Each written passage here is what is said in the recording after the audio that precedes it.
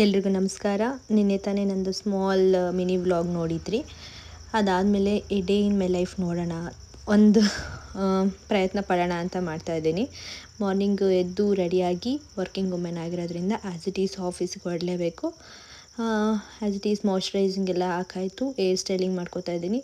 Hair ತುಂಬ ತಿನ್ನಾಗ್ಬಿಟ್ಟಿದೆ ಮತ್ತು ವೆದರಿಗೆ ತುಂಬ ಉದುರುತ್ತಾ ಇತ್ತು. ಸೊ ಹಾಗಾಗಿ ಆಲ್ಫಾ ರೋಸ್ಮೆರಿ ವಾಟರ್ನ ಯೂಸ್ ಮಾಡೋಕ್ಕೆ ಸ್ಟಾರ್ಟ್ ಮಾಡಿದೆ.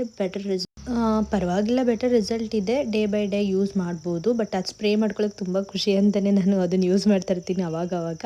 ಅದಾದಮೇಲೆ ನನ್ನ ಹೇರ್ ಸ್ಟೈಲ್ ಕೂಡ ರೆಡಿ ಆಯಿತು. ಏನು ಮಾಡ್ತಾರೆ, ಈ ರಿಬ್ಬನ್ಗಳು ಮಾತ್ರ ನನ್ನ ಕೈಗೆ ಸಿಗೋದೇ ಇಲ್ಲ ಅಪ್ಪ. ಅಷ್ಟು ರಿಬ್ಬನ್ಸ್ ಇದ್ರೂ ಹೆಣ್ಮಕ್ಳಿಗೆ ಇದೊಂದು ಪ್ರಾಬ್ಲಮ್ ಇದ್ದೇ ಇರುತ್ತೆ.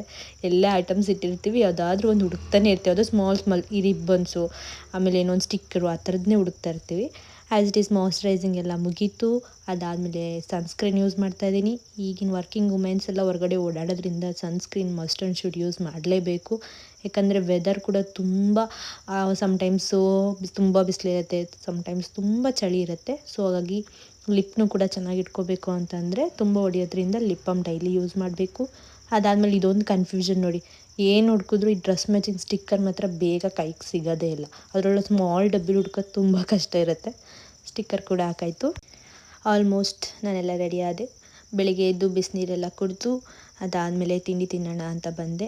ಆಲ್ರೆಡಿ ತಿಂಡಿ ರೆಡಿ ಕೂಡ ಆಗಿದ್ದು, ಚಿಕನ್ ಗ್ರೇವಿ ವಿತ್ ಚಪಾತಿ.